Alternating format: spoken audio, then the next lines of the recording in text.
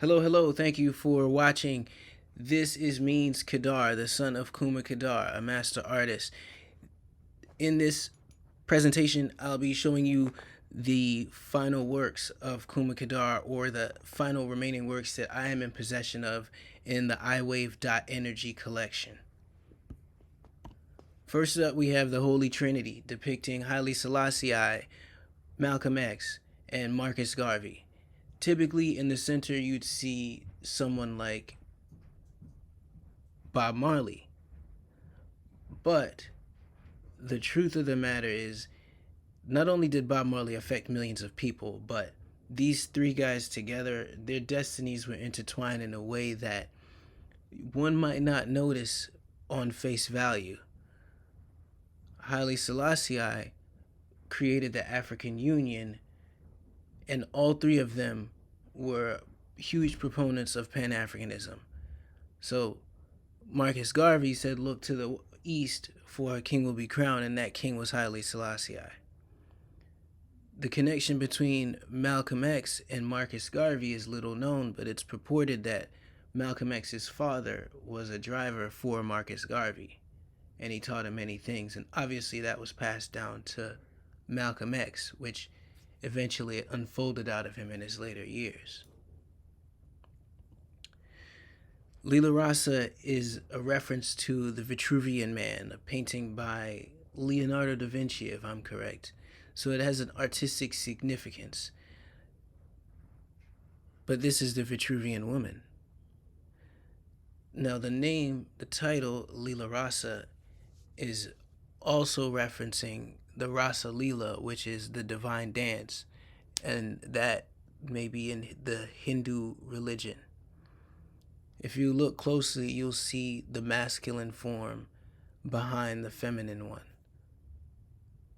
And then this plane on the bottom is actually like a ladder. And then spirals representing life, spirals of energy, coils. Look into your crystal ball, culture man. There's a painting depicting myself holding the globe, sitting on the Sphinx, which references the thinker, which is a sculpture from the Renaissance. This is an image depicting creating the future.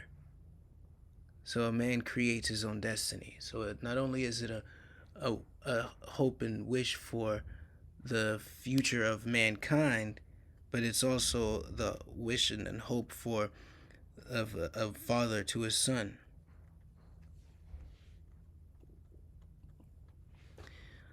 This picture commemorates the Obama-Biden era, which is a significant moment in history, American history, but Black history, of course. It was a great moment for everyone, and Kruma wanted to commemorate that with this picture. As you can see, the eagle flying down, representing freedom in America. The Grand Unification was a celebration of unity in hip-hop. I composed this piece, and Kruma completed this piece. He was proud that young Black men could get back together and be cordial and even business partners after being at war, in a lyrical sense. This Jimi Hendrix is another piece that Kruma and I collaborated on. I started to lay out the painting, and then he completed it with all his psychedelic imprints. I'm a huge fan of Jimi Hendrix, of course, because he's, of course, like the god of rock and roll, quote unquote. And I play guitar, so this was a painting that I really wanted to get done, and I wanted to do it myself. But Kruma was very excited about doing this. In composing this, I wanted to illustrate. I wanted to have him in motion and have that emotion illustrated on the canvas. And Kuma did an excellent job of depicting that emotion and bringing it through, but then also bringing the references to the psychedelic experience that Jimi Hendrix brought to the stage with the images of the woman as the island in the background, and then the dove symbolizing heaven and holiness and freedom and holiness and purity. This is another historical picture I snapped of Kuma coming out of the St. Thomas legislature. When we visited, he really wanted me to meet his friends, and all of his friends are in high places down in St. Thomas, and they were in the St. Thomas legislature. So I took the picture, and he had to paint it. That's him walking out in the legislature in the background there, and he wanted to capture all the foliage and the architecture and all these different types of trees, and he did an amazing job of that. This piece commemorates hip hop's infatuation with booty. At a certain point in hip hop, the booty became the great infatuation, and Kuma just wanted to document that because, of course, he loved the booty too.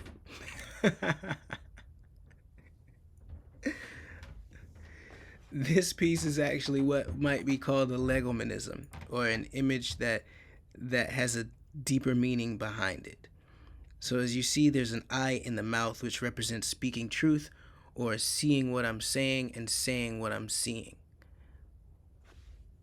or saying what you're seeing. This is another psychedelic painting by Kuma. If you look closely, if you look in the negative space between the objects, you'll see sex written out in the grass. Now, looking in the foreground, you'll see trees fornicating and dancing, and then you also see the symbol of, or a skull, which represents the cycle of life in totality. He would say that humans are walking trees. And the only difference is their respiratory system is on the outside, whereas ours is on the inside. This painting of springtime was a great study for Kuma in showing not only these great reflections on the car and depicting the bunnies and fornication, but then also suggesting the buttocks in the hills. This is another painting commemorating and memorializing the historical moment, which was Barack's presidency. He wanted to slightly incorporate abstract elements with the triangles in the red, white, and blue. He was very patriotic.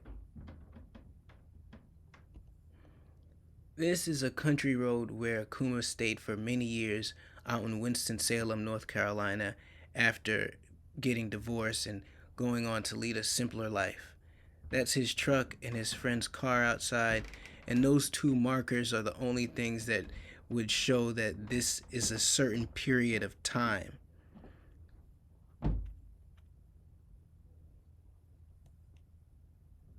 This is the Stanford Watson Public Library, which is a historical landmark in Durham, North Carolina, circa the Black Wall Street era. Durham has a rich history going way back, and that was a piece that really represented that. The library was a cultural center, so to speak, from what I'm hearing.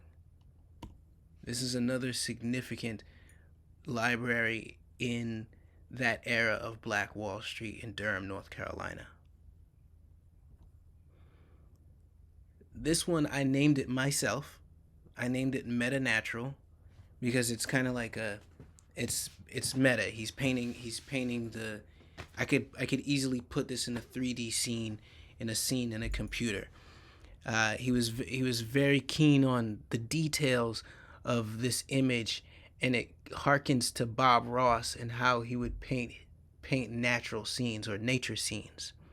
As you can see, the colors, the cyans and these greens and these amazing colors that he was depicting in this picture and the different types of trees. It was super highly detailed work. More nature studies, metanatural streams, I call this, as he was depicting the stream and the water coming through the rocks and the textures of the rocks and the reflections on the water. And it's a ridiculous amount of detail. And I believe he was, this is the place inside of these paintings is one of these things that he could really control in his life. I think it was something psychological behind the level of detail that he had. He he found it very he did not like he did not enjoy artists who did not go into detail, and he was a big fan of realism and surrealism. This Chris Brown portrait is a testament to strength and showmanship.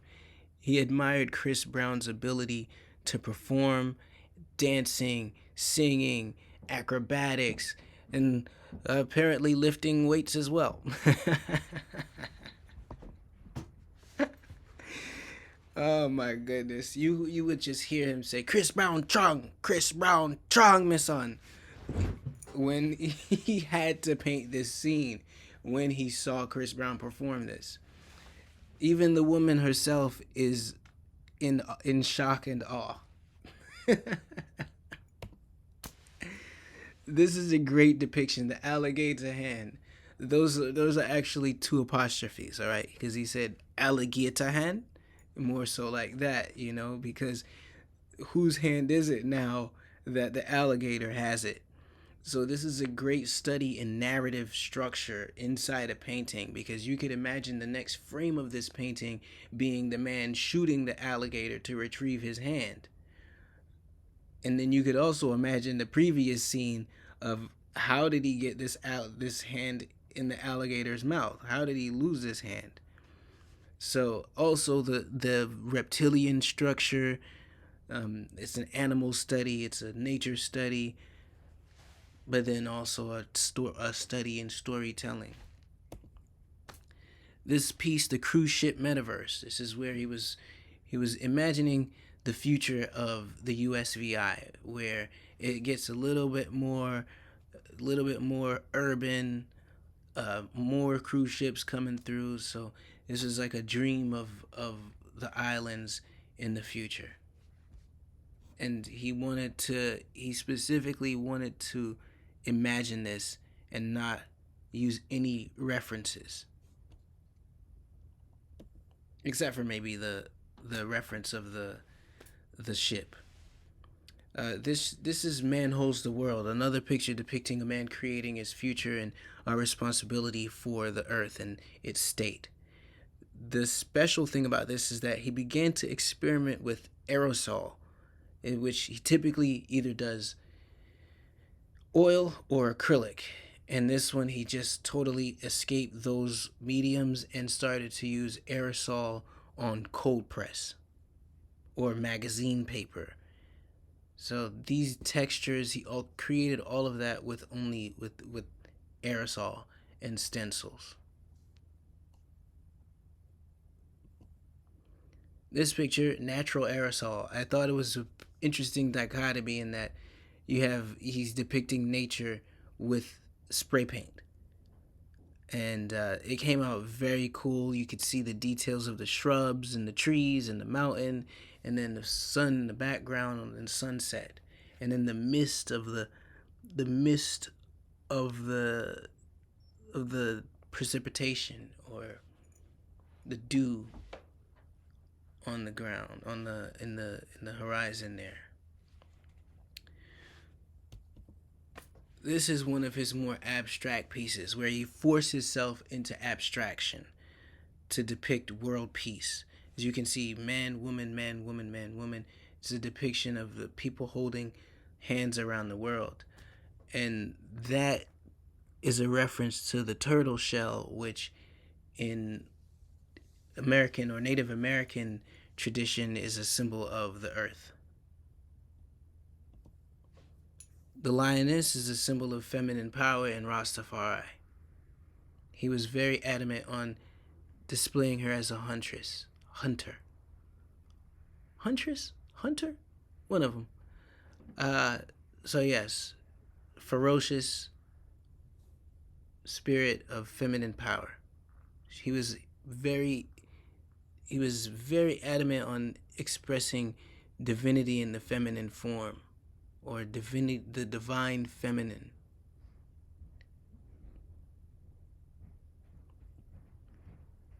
And finally, we have a painting of Malcolm X, which is one of my father's heroes, as you can see, as you've seen in the previous pictures. And this is just Malcolm X in a thoughtful position, in a thoughtful pose. He was adamant on displaying these emotions, the wrinkle in the forehead.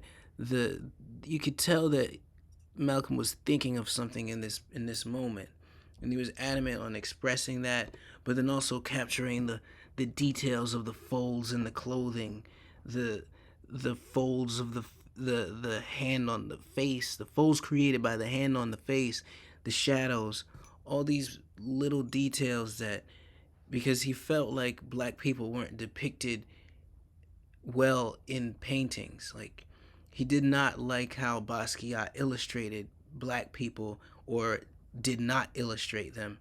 So he went the extreme opposite by going hyper real. And if you've listened this far, thank you so much. You can take advantage of a wholesale deal on the art. I'm going to give you the code directly. If you're listening to this, I don't know if I said this before, you're probably one of the closest associates or family members of Kruma, and I would hope that of course, art appreciates in value, but this needs to be in the hands of people who care, and people who are going to, yes, take care of this great work for the future generations. And my name is Kedar. You can see the art on iWave.Energy. You can purchase it on iWave.Energy. That's www.iWave.Energy. And I look forward to hearing from you, and peace and blessings. Much love. Rastafari.